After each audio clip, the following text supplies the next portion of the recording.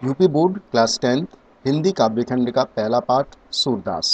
तो चलिए शुरू करते हैं 7वें छंद से। अगर आपने पिछला 6 छंद की व्याख्या अगर आपने नहीं देखी तो आप देख सकते हैं हमारे चैनल की प्लेलिस्ट से। तो चलिए शुरू करते हैं 7वें छंद से। उधो मोही ब्रज बिसरत नाही, वृंदावन गोकुल बने उपवन, सघन कुंज की छाही। प्रात समय माता जसुमती और नंद देखी सुख पावत, माखन रोटी दहियो सजायो अति हित साथ खवावत। गोपी ग्वाले बाल संग खेलत, सब दिन हसत सिरात।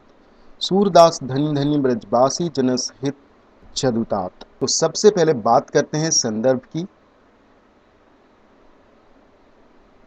तो देखिए संदर्भ में आपको क्या लिखना है कि प्रस्तुत पद हमारी पाठ्यपुस्तक हिंदी के काव्यखंड में संकलित पद शीर्षक से लिया गया है और यह पद श्री सूरदास द्वारा रचित सुर सागर नामक ग्रंथ से लिया गया है। इससे लिया गया है सुर सागर से।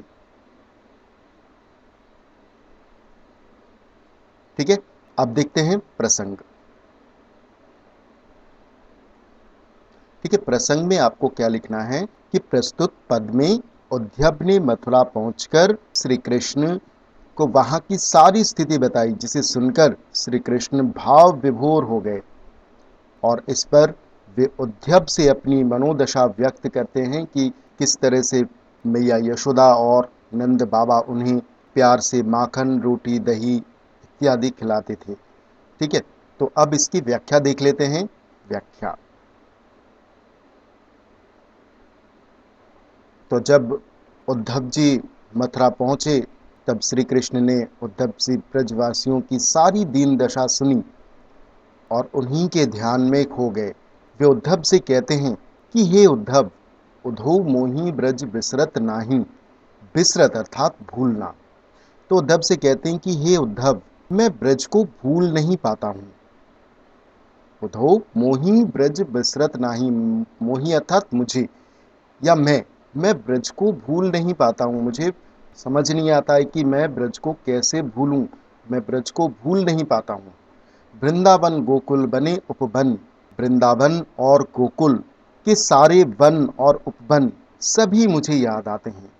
सघन कुंज की छाही, और वहां के सघन अर्थात घने घने कुंजों की छाया को भी मैं भूल नहीं पाता हूँ।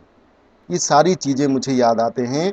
वृंदावन गोकुल में बने वन उपवन सारे मुझे याद आते हैं और वहां के घने कुंज की छाया भी मुझे याद आते हैं। मैं उन्हें भूल नहीं पा रहा हूँ। प्रात समय माता जसुमती और नंद देखी सुख पावत। जब सुबह का समय होता है, प्रात समय अर्थात सुबह के समय, जब मैं माता यशोदा और अरु अर्थात और नंद बाबा को देखता हूँ, तब मुझे अत्यंत सुख पावत अर्थात अत्यंत प्रसन्नता होती है। जो मुझे सुख मिलता था वह भी मुझे बार बार स्मरण हो रहा है।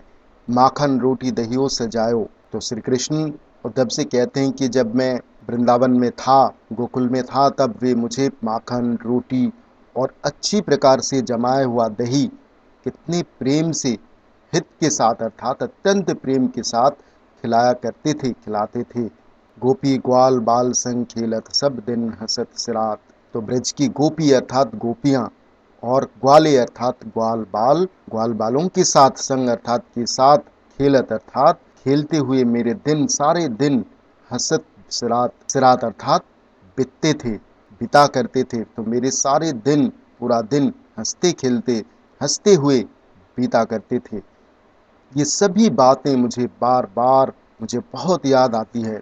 सूरदास धनी धनी ब्रजवासी, जिन सहित जदुतात। सूरदास जी ब्रजवासियों को धनी धनी अर्थात धन्य मानते हैं और उनके भाग्य की सराहना करते हैं, क्योंकि श्री कृष्ण जिनस हित, जिनस अर्थात ब्रजवासियों की, तो श्री कृष्ण जिनके हित की सदैव चिंता करते थे। जदुतात अर्थात श्री कृष्ण।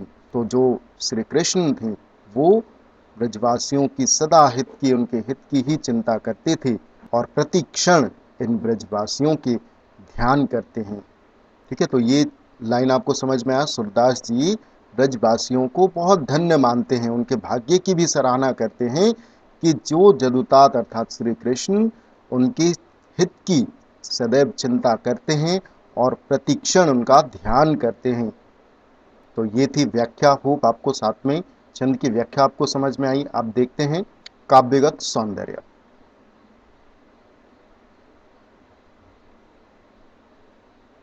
काव्यगत सौंदर्य, तो इसमें सबसे पहला पॉइंट है भाषा। तो भाषा, सूरदास जी ने जितने भी पदों की रचना की है वो सारे ब्रज भाषा में ही रचना की है। तो ब्रज भाषा।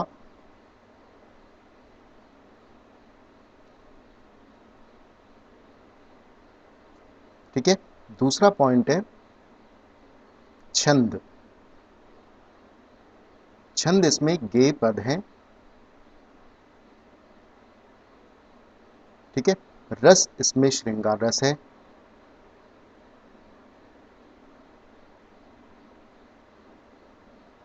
रस श्रृंगार रस है। गुण इसमें माधुर्य गुण है।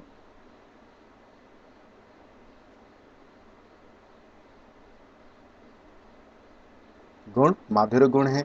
अब देखते हैं अलंकार। पांचवा पॉइंट है अलंकार, बहुत इंपॉर्टेंट है, इसको आप ध्यान से देखिए। अलंकार, ठीक है। अलंकार में देखिए यहां पर ब्रज विसृत, इसमें ब वर्ण की पुनरावृत्ति हो रही है। ठीक है, ब वर्ण की इसमें भी ब्र है और इसमें भी ब है। तो ब्रज में भी ब है और विसृत में भी ब है। तो ब वर्ण की पुनरावृत्ति हो रही है, जिसके कारण यहां पर अनुप्रास अलंकार है। अनुप्रास अलंकार।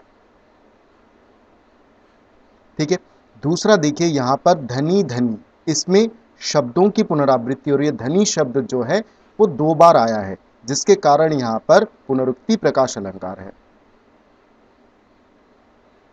पुनरुक्ति प्रकाश अलंकार।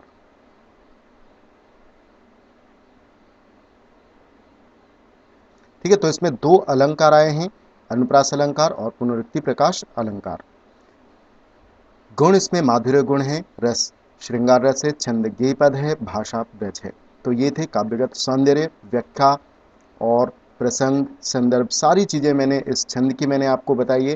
होप आपको सातवां छंद बहुत अच्छे से समझ में आया। सो मिलते हैं अगले छंद में। धन्यवाद।